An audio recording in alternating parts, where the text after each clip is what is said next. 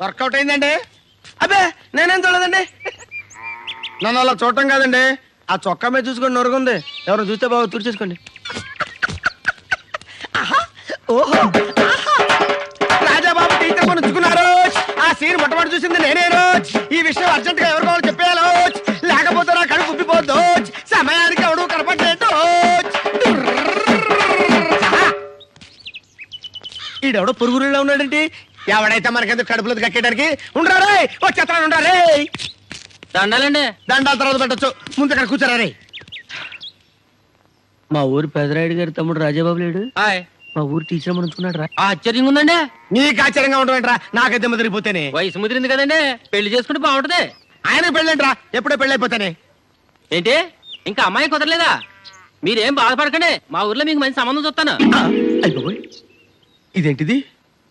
ఈ నాకు సంబంధం చూస్తానంటాడు. ఓహో ఇది అదే. హాయ్.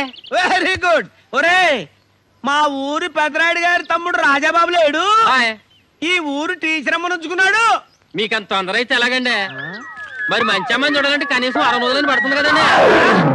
అయ్యి బాబాయ్, చాలా మంది చెవిటోళ్ళని చూశాను కానీ ఈ రేంజ్ చెవిటోళ్ళని నేను ఎక్కడ చూడలేదు. అయ్యో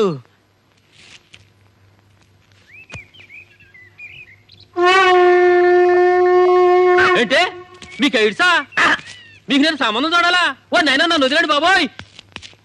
ధనుష్, అరే ధనుష్, గొప్పోని సెలెక్ట్ చేసుకున్నావు రే.